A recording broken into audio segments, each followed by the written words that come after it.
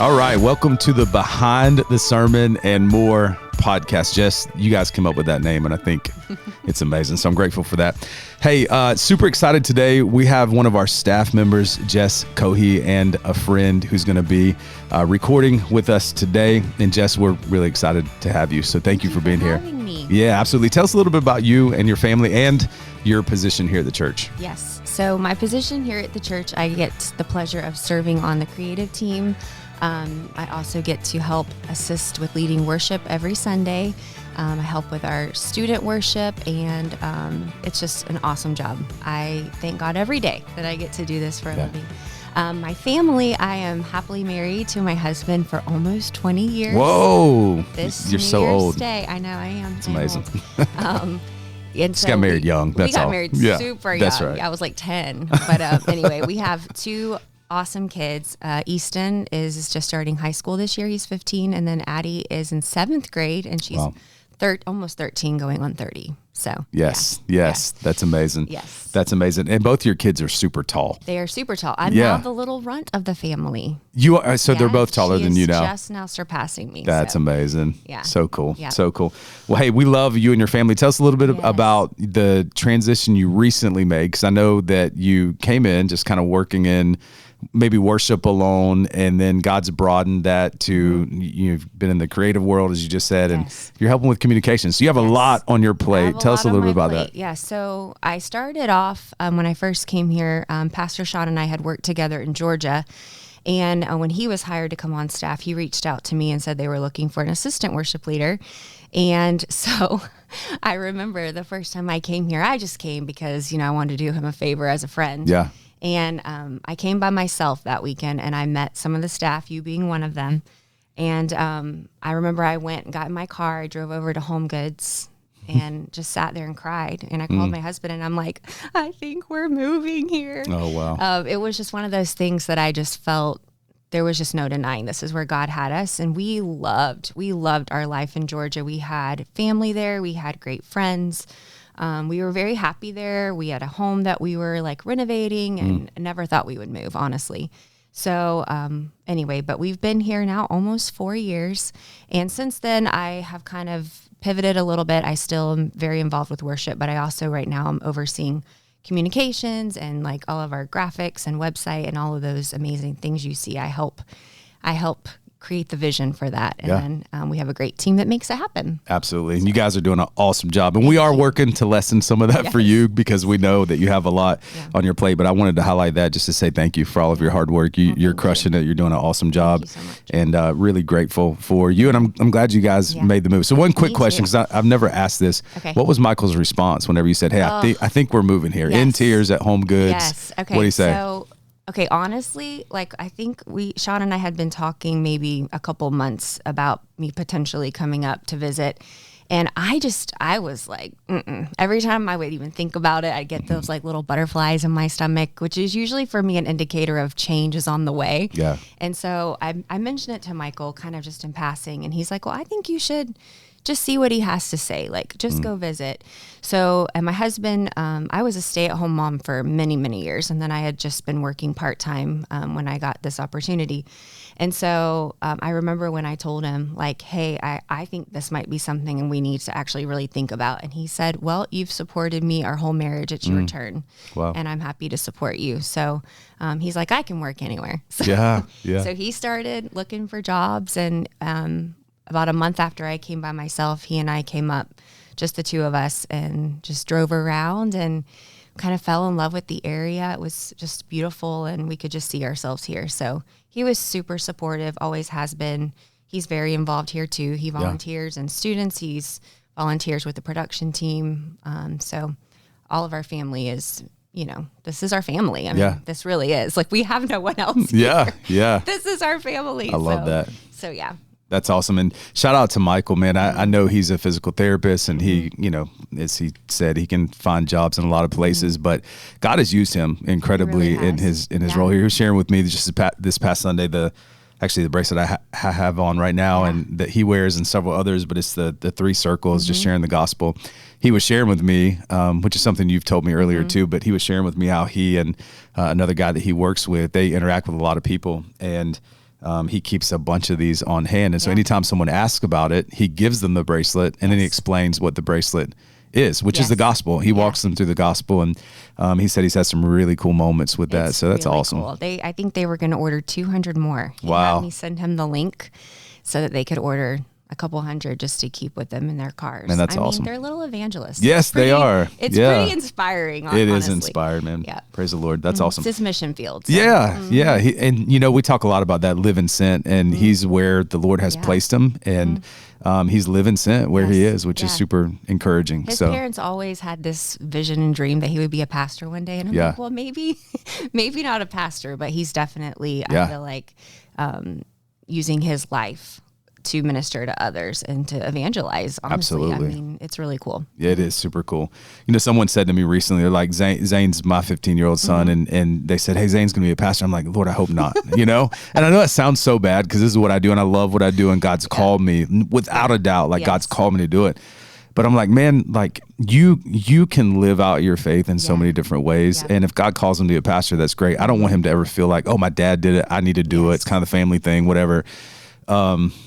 Because there are some challenges, unique challenges. Your dad was a pastor, and we'll talk about that in just a little bit. But I just love it when you see someone in the workplace, and we have so many brothers and sisters here in our church that are doing this just incredibly, who are living sent. They're living on mission right where they are, right where God's placed them. And it's incredible, man. It's incredible. We have it easy because we get to work with people that love Jesus just as much as we do. Yeah. And minister to people that most of them even know who Jesus is. But for them to be able to be that bold in their workplace where sometimes they're not even supposed to talk about it. But they're willing to take that risk. It's really cool. It's awesome, man. Well, hey, thank you for being on the podcast. And today it's kind of a mix, right? I credited you earlier with naming it Behind the Sermon and More because you guys did. You the creative team came up with the name. And so today is a little bit of a mix. It's something that we've never done before because we are going to go behind the sermon that we preached this past Sunday in Genesis 42, walking with God in grace as we walk through the life of Joseph. We'll talk about that a little bit, but I think that's going to be a launch pad for you to share a little bit of your story. And so we may, that's the and more part. We may get off the rails a little bit as you unpack some of that, but I think it'll be beneficial. I think it'll be edifying and fruitful for anyone that's listening to this. So I appreciate your willingness to be on here and to talk through some of those things. I know potentially it'll be tough for you to do this, but we're praying for grace as we walk through it together and just praying that the Lord will use it in amazing ways. So we're going to jump in just a few moments. I've got some really important questions before we do. Are you ready? I'm ready. Okay. What is your all-time favorite food? Oh, man. French fries. Just French fries? That's it? French fries in all shapes and forms. Okay, okay. Do you have a favorite? Yes. Okay. So I like the kind, Five Guys, where it looks like it still has some of the skin on it. Okay. The pub down here on Salem Street has really good French fries. Shout out. But yeah, Five Guys. Yeah, those. And then obviously Outback's cheese fries. I ate way too that's many the of thing. those in high school. Okay. I can't do that anymore. But every once in a while I'll treat myself. So French fries with ketchup. I was going to ask you if it's ketchup. Ketchup. Yeah. So this is kind of a thing for us when my wife Dana eats super healthy, and so that means a lot of times I have to because she does. Yes. So we'll order if we go to Texas Roadhouse, we'll order the kids. They love hamburgers, so we just give them the kids hamburger thing, the two younger ones. And they never eat all their fries, so we order intentionally because they don't eat their fries. Listen, they don't eat any sauce or anything, so we always intentionally order ranch and honey mustard because we know they're not going to eat it. We're kind of like, hey, eat your burger first, don't touch your fries. So we're good. Yeah, we my crush kids those. know at Chick-fil-A, I order their food, I take their bags, and they all know I'm going to look at their fries. I'm going to pick the biggest waffle fry, the crispiest one from each of their bags. Nice. And they're just used to it. And I always sip at their milkshake because I don't get one for myself. Are you excited about the peppermint milkshake? Yeah, it's super close. I only let myself have one or two a season, but I'm very excited about it. Yeah, I'm like one or two a week. It's just so rich. Yeah, it is. one or two. Yeah, probably more than that a week, but they're incredible. The peppermint milkshake. I do too. All right, favorite movie. Do you have an all-time favorite movie? Yes. Okay. I love the movie Father of the Bride. It's a classic. Father of the Bride. Steve Martin Short. Oh, yeah. Yes, it is my favorite movie. Okay. Yes, I've made my kids watch it. It's back from the 90s, but I just love that movie. Okay. It's like a rom-com.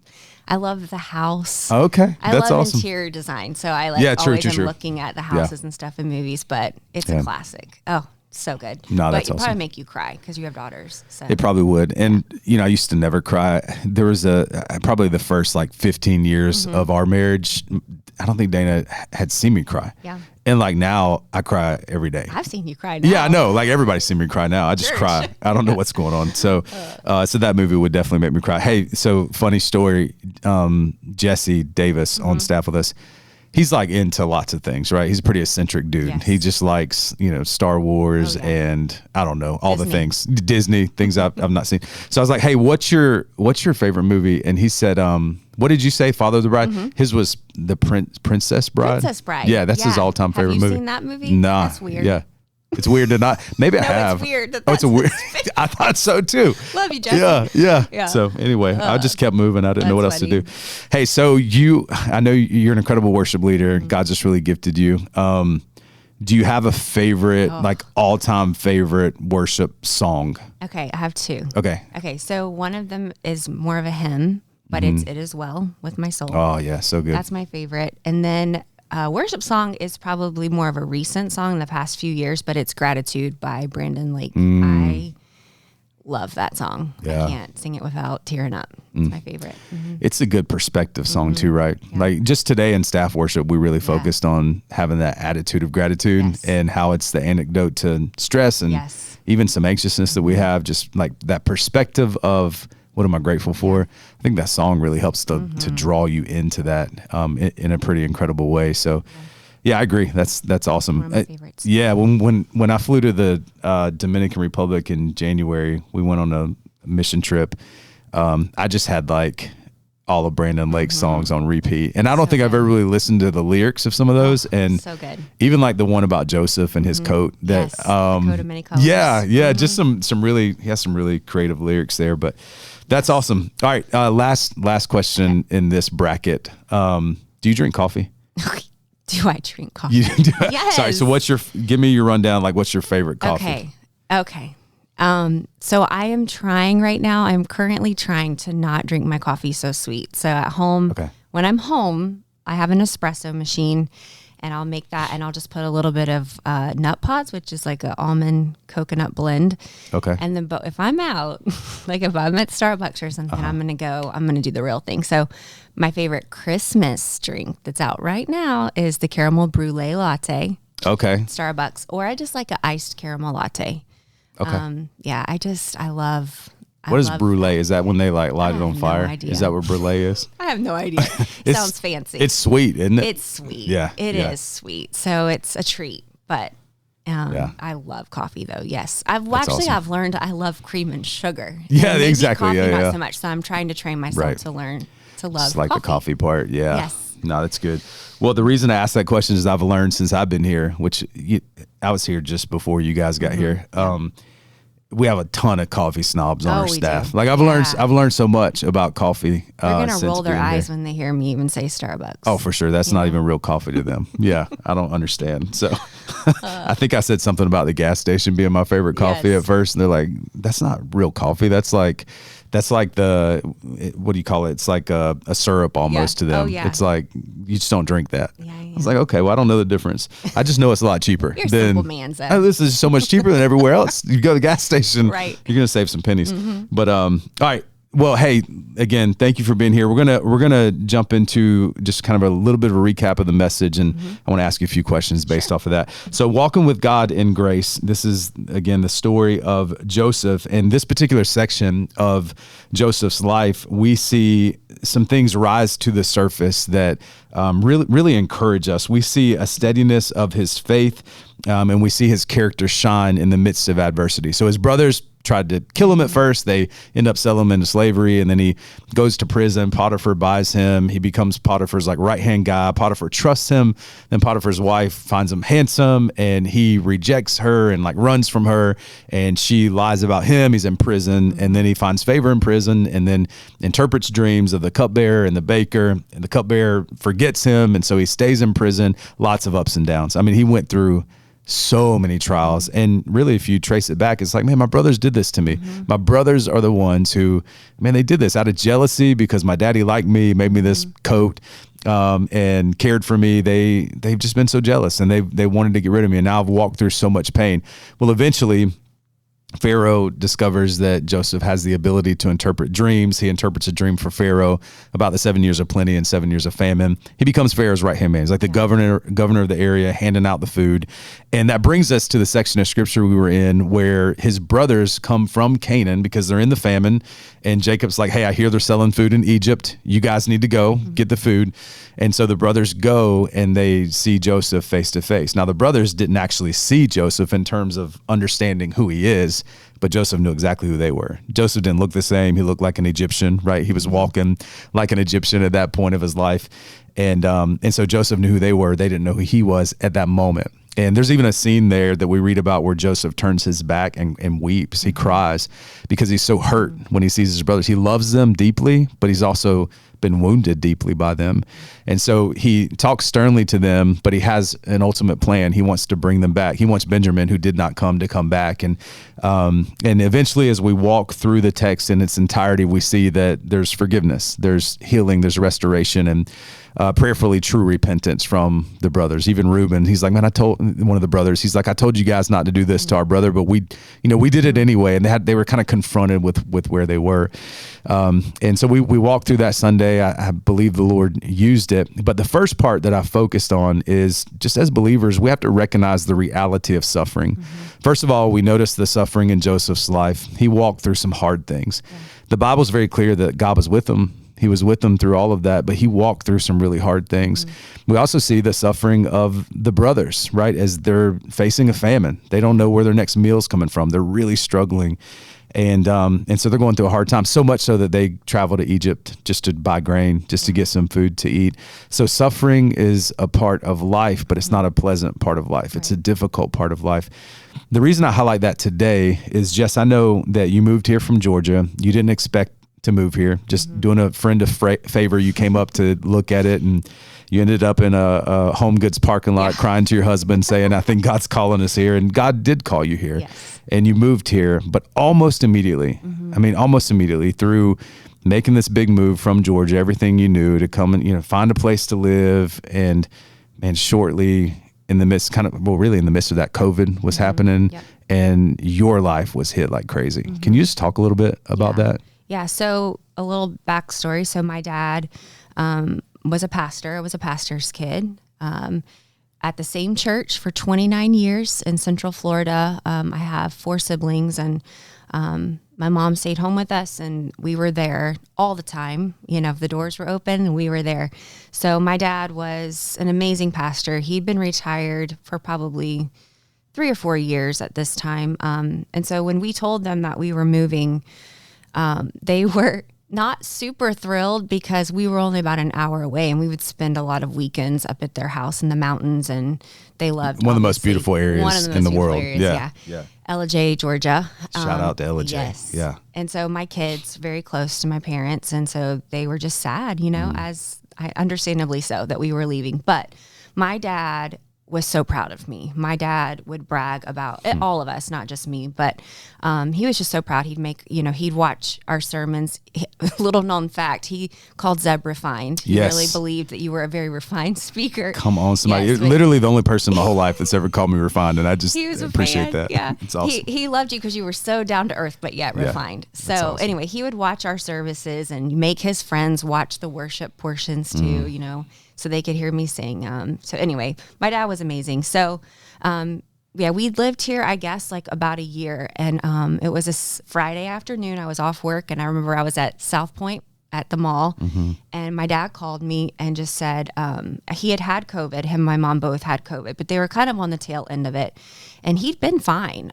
We were very worried about him getting COVID, as everybody was worried because, he was older. And so thankfully he had avoided it for the first, I think this was 2021. So that first year he didn't get it. So anyway, he calls me and he goes, hey, I'm really not doing great. And your mom is so sick that she really can't help me. And I just knew, Zeb, I was like, I heard the Lord say, and or in my mind at least, you need to go to Georgia. Wow. And so I called Michael, my husband, and I said, hey, I think I need to go. And he's like, no, I talked to your dad this morning and he was okay. And I was like, I'm going. I'm sorry. I just know I'm supposed to go. So Yeah. I went home, threw together like a change of clothes. It was Martin Luther King weekend, so I knew I would have that Monday off at church. So I was like, I'll just go for a couple of days. I just want to make sure it was snowing in Georgia that weekend. And so I knew that I needed to get there and make sure he didn't need to get to the hospital before, because in Georgia, they close the roads when it snows. For sure. So anyways, I just got in the car. I didn't even tell my parents I was coming. I got there, maybe close to midnight that night, and he just was so weak. And so, anyway, long story short, my dad went into the hospital the next day. We called 911 and had them just come pick him up because of the roads being icy. So they took him to the hospital. We thought he'd be in, for a couple of days. We suspected it might have turned into pneumonia. So on Sunday, so that was a Friday night that I went. Sunday, he called us and said they're thinking about putting me on a ventilator. And, we'd heard a lot of the horror stories of people going on ventilators. And so once the roads were cleared and we could get up there, we drove up to the hospital. And I went back with him, and my mom was still very sick. Like, she still wasn't completely over COVID.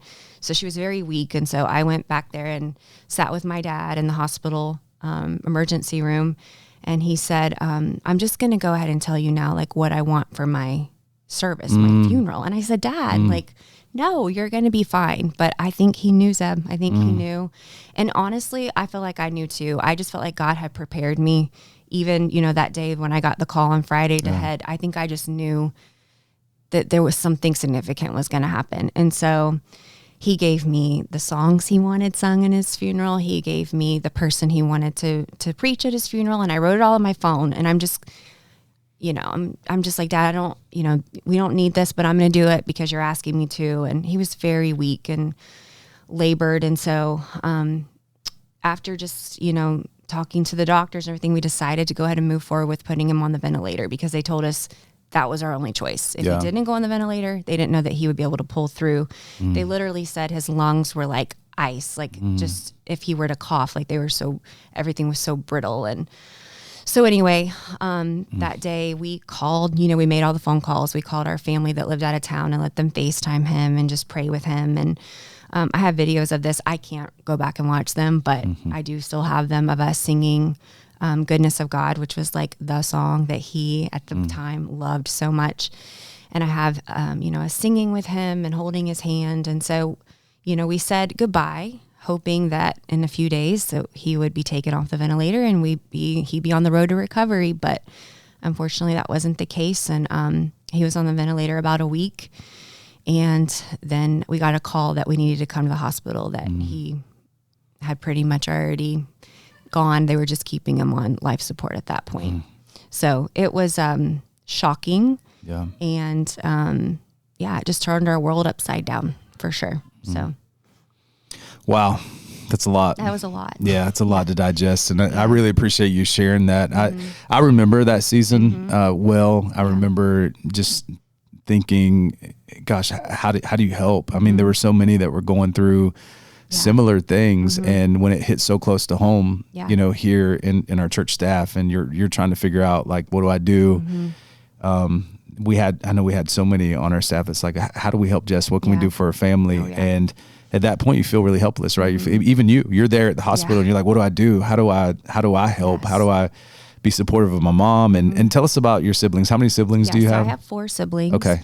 Only one of them at the time, she came up, she lives in Florida, so she was able to come up, and we didn't want to leave our mom, like I said, my mom was still super weak from her sickness. And so, I tell people, like, the church, Apex Baptist Church, was so supportive. I had so many people reaching out to me that honestly, I didn't even really know who they were. Wow. Yeah. And then obviously, wonderful people, members of our church and our staff that just loved on us so well. I had a little group of people that drove to be with us for the funeral, which was just mind blowing. I'm like, I can't believe that you would drive all this way, just to be here to love and support us, because we hadn't been here very long, Yeah. And so anyway, but my sisters and my brother, we were all there for my mom.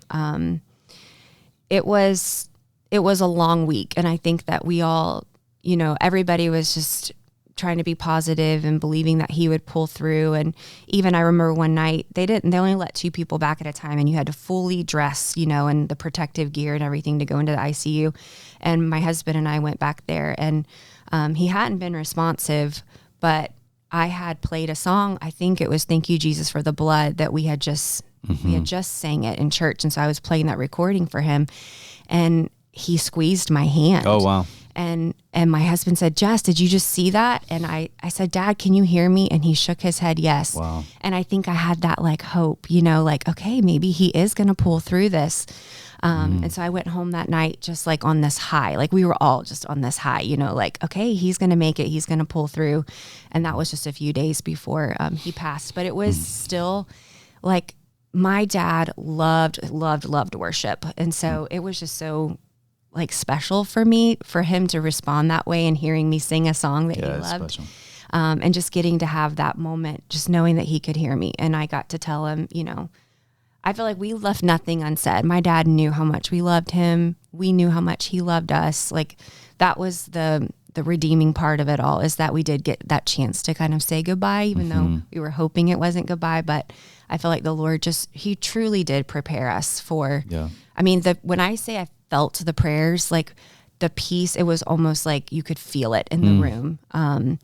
And just surrounding our family. I mean, I've never felt that before. Obviously I'd never walked through losing someone so close to me before, but it was literally the prayers, I feel like, that brought us through, from our church, from, our previous church. I mean, just, I don't know how people do it without it. I mean, I really don't. Yeah. Just the promise of heaven, knowing that we would see him again was really what brought us through that. Yeah. So you very tangibly felt the prayers of the saints around you, which is incredible. But for all intents and purposes, just that helpless feeling of not only, again, from those around you, right? There's just like, what do we do? But even you, like boots on the ground right there, you're like, man, I know I need to do something, but how do I remain strong for my mom, and how do I remain strong for my siblings and your children, right? Who they're trying to process this and figure out like how to walk through this, and nieces and nephews and all the things that I know your personality to know well enough that you're trying to be that anchor for them. Here's a question I have. So when we look at the life of Joseph, he went through a lot. And one of the things that you see in his story is he kept moving forward. Yeah. He kept putting one foot in front of the other, even in the midst of the trial, even in the midst of the hardship. And when you share your story, that's some of what I see, right? I see that even in the midst of it, it's like, okay, one foot in front of the other. My dad loves worship. Let's sing. My dad, man, here's an opportunity for everyone to FaceTime him and pray. Like you were looking for opportunities just to redeem the moment. Yeah. You were looking for opportunities to be the biggest blessing that you could in the midst of it. And you're dealing with your own grief. You're dealing with your own kind of vacillation of thought, right? Of like, what's next? Yeah. How do we process this? How did you... I mean, obviously with the strength and might and power of the Lord and the prayers of the saints around you, but can you articulate like how you were able to continue to put one foot in front of the other in the midst of the pain that you guys were walking through? I think truly it was just knowing that like my dad was the same person at church as he was at home. Like I had no doubt that I knew where my dad was. At his funeral, he had people getting saved. I mean, he...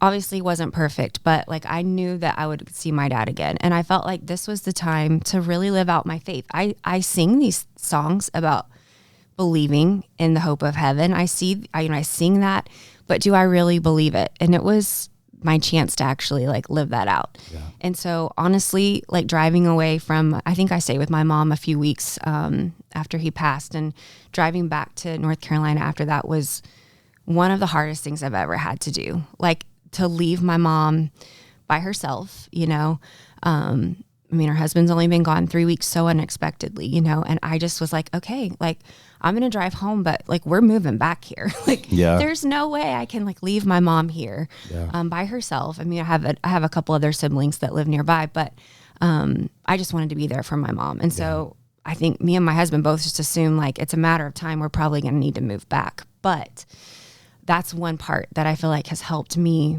be able to continue on walking in grace, if you will. Yeah. It was the way people supported my mom. Her church, I mean, I can't even imagine she just was never alone. Like there was somebody always with her. There was somebody always bringing her a meal, just providing support for her in ways that we couldn't because we weren't there. Sure. And so I think just seeing how my mom was being taken care of, it freed me up to be able to come back here, do my job, continue to live our lives here, and know that like she was going to be okay and taken care of. And I think that's honestly just seeing people actually be the hands and feet. Like that's what helped me be able to continue to do what I do.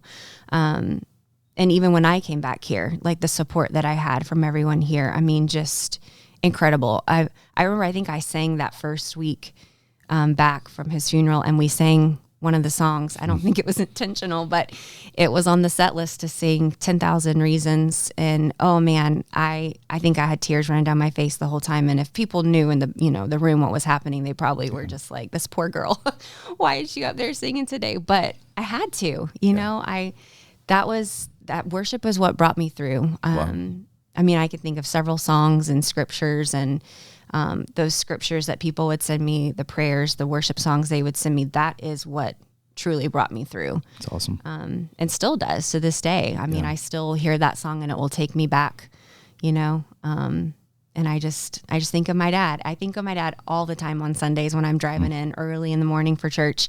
I think about him. I used to ride with him to church early in the morning. And I don't know, I'll just hear a song that will remind me of him, and I'll still tear up, but I just think of him in heaven, and I think of him being pain-free, and he would want to come back here, if he could. So just knowing that's where he is and that I get to see him again, I feel like that's what has really helped me be able to continue forward. Yeah. That's awesome. I appreciate you sharing all of that. And, I think about, you said something a moment ago, I think about the reality that most people, they don't know what's going on in your life. As you're up there, leading us in worship and song, and so many folks, they don't know that you're carrying a burden just like the congregation is, right? And I think that relatability comes through where you're able to say, hey, when we sing this, like we really believe what we're singing. Like we really believe this. This is, we were in Psalm 100 today in our devotion, just talking about, man, this opportunity to shout to the Lord. There's opportunity just to worship him because of his greatness, and our identity is secure and rooted in him. And when you sing that from a place of, man, I've walked through some difficulty, and we talked about the reality of suffering that Joseph went through, and so many, I mean, every human being on some level is facing some type of hardship. And how do you continue to put one foot in front of the other? I think you did an incredible job of walking us through your story and your journey of how, back then when you were kind of in the midst of it, you were doing that, but how you continue to do that, like every day, like that memory is still alive, and you're still able to say, man, God, you've been so faithful. Like we didn't even think we were going to stay here because we felt like we needed to care for mom, but man, God's just been faithful in providing all the needs that you have, all the needs that your mom has. And he's just been really faithful through all of this in the midst of the pain, in the midst of the hardship. And that's a tough thing to get through, but it's amazing to see how God has worked so incredibly. So one of the questions that I have is like, do you have a favorite memory of your dad? Oh my goodness. I know there are a lot. Yeah. There's so many. My dad I think he was voted class clown. Oh, nice. Yeah. So back, I don't know if anybody remembers this, we used to like play pranks on other like church members. We used to have Sunday night church. Yeah. Back in the day. So after church, we'd all go out to eat, and then we would go to some random church member's house and like toilet paper their house. I mean, that sounds crazy, but that's what we used to do. He just loved like playing jokes on people. He would get like mask, like a funny little mask, and like wear it and walk out into the driveway. If we had a friend coming over, he'd be waiting behind the bushes and then pop out and scare him. I think it was just his sense of humor. He was notorious for, he'd have us, get out of the car. Maybe he was dropping us off somewhere, and then we'd start to walk off, and he'd honk the horn and scare us half to death. Like, I think it was just the joy that he brought. Yeah.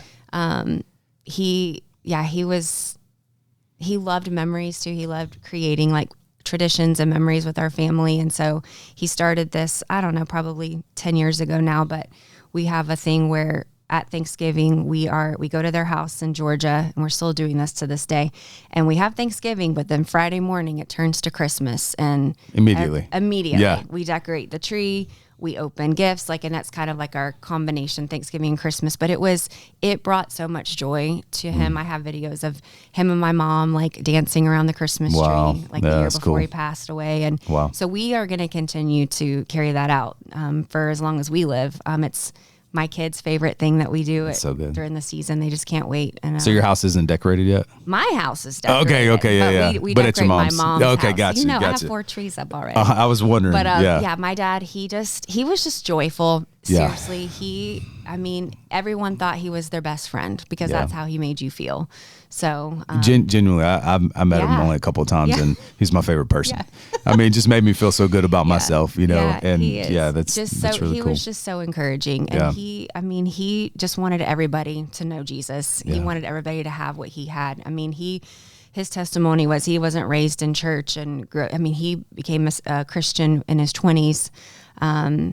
Was just on the road to becoming an alcoholic, and the Lord just saved him, and he never turned back. He went, actually, you and him went to the same seminary. Yeah, that's right. Which is cool. Yeah, a little fact. That's right. But from that moment forward, his life was completely changed. And there was nothing he wanted more than his kids and grandkids to have a relationship with Jesus. So, he's a special guy. Well, Jess, thank you for sharing that. I said behind the sermon and more because we've obviously camped out on the suffering part because we know so many people are walking through so many things, and something that the holiday season does just naturally is it heightens those types of things. So good things look a little better, and some of those more difficult things, they become a little more difficult. And one of the things I love about your story is the grief is real, and you acknowledge that. You're not trying to suppress that. You're not trying to pretend like that's not there. The grief is a very real thing that you have to walk through. But at the same time, as a follower of Christ, you're able to bracket that in the sense of saying, hey, my dad is a follower of Christ. And yes, this is tough, this is difficult, but man, he is in his forever home in Jesus, and he's secure. And I'm able to, you're able to kind of frame that in your own mind, and that brings you security, and it brings you hope. But also you're able to take the difficulty that you walked through and said, hey, even in the midst of that, I still have to put one foot in front of the other. I still have to be the example for my children, and I want to be there for my mom and for my siblings. And not that you don't have difficult days, you should, and it's more than okay and right and good to talk about those and to feel all the human emotions. But as a follower of Christ, you're able to say, man, in Jesus, I can put one foot in front of the other and just continue to trust his faithfulness. And now, several years removed from that difficult time that you were in with your family, still tough, still difficult. Holidays, I'm sure, bring a lot of memories, good and bad, around all of this. But you've walked by God's grace, like walking with the grace of God. You've walked in a way that has honored him, and you're going to continue to do that. And you're able to look back and just see God's faithfulness and saying, man, I can't believe it's been that long. But at the same time, I can't believe what God's done. I can't believe what God's done in my mom's life. I can't believe what God's done in my life, in the life of my siblings. He has a way of taking care of us. He sees us. He cares for us. And we've talked a lot about that throughout this Joseph series. As the sermon ends, we see him forgiving his brothers, and we see ultimate repentance, and we just kind of reflect on this beautiful tapestry that's woven with threads of suffering and threads of forgiveness and threads of repentance, and every element kind of points us towards the ultimate grace that's found in Jesus. And I think that's the grace, without a doubt, that's the grace that you have experienced as you walk through this tough season. So I'm grateful for you, and I'm grateful for you opening up and sharing a little bit of your story with us. I know it's not been easy moving from Georgia to here and facing all of those things, but God has very purposefully and intentionally walked you through those things, and he's using every ounce of it for your good and for his glory, and I'm grateful for that. So Jess, any final words, something you wanted to say that you wish you had the opportunity to say? No, I think it's just for me, watching my dad be faithful in the small. He didn't preach at a large church. It was a small church, but the impact that I saw on the lives that he, ministered to over the 29 years he was at that church, and then even just other people in his life, when I saw just being there for people. Truly, that's what he was. He was just there, a shoulder to cry on. My dad, we always would joke on vacations and stuff. We just knew our trips might get cut short because if somebody was in the hospital or anything like that, we were headed back home because he wanted to. He wanted to. He was a true pastor, but just truly loved people so well. And I think that, I think that there's so much. I feel like sometimes we think we have to have these grand, careers, or to be successful, we have to be known by so many people. But I mean, my dad, nobody knows who my dad is except that, that small church and the people that lived in his community. But he made a huge impact. And it's just a good reminder that it just starts with one person, I just think of, the legacy that he has left. And, I want to be able to carry that on. I want my kids to be able to remember their poppy and how much he loved Jesus. And I want them to see that in my husband and I, and for them to want that same thing. So I think it's just remembering that you don't have to be a well-known pastor. You don't have to be, a speaker or anything. It can literally just start with you talking to your neighbor or your coworker. That's good. And just the impact that you can have because you love Jesus and you just want other people to know about him. And that is what I think, when I think about my dad, that's what I think about.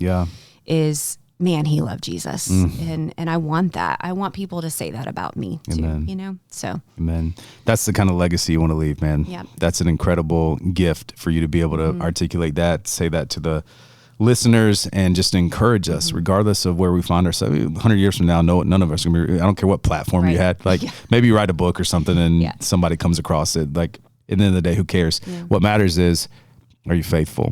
Like, are you walking in obedience? And it's really cool that you, as your dad's daughter, can come on here and say, hey, this is my dad's story. And I'm just really grateful for that. So that's awesome. So thank you, Jess. Thank you. So we're in kind of a high traffic area. I don't know if you saw this. We had like 12 staff members walk by. I didn't even notice. So you didn't know. It's I'm awesome. in the zone. And some were speaking loudly. If you guys heard this on there, you just count it as joy, right? Like it's a vibrant place, and we've had a lot of fun here at Apex Baptist, and we're better because you're here. So we're grateful for you being here. Thank you so much. Hey, thank you for listening. I hope that this episode has somehow been a blessing to all of you that are listening, fruitful in your life. And until next time, God bless you. Hope you have an incredible week.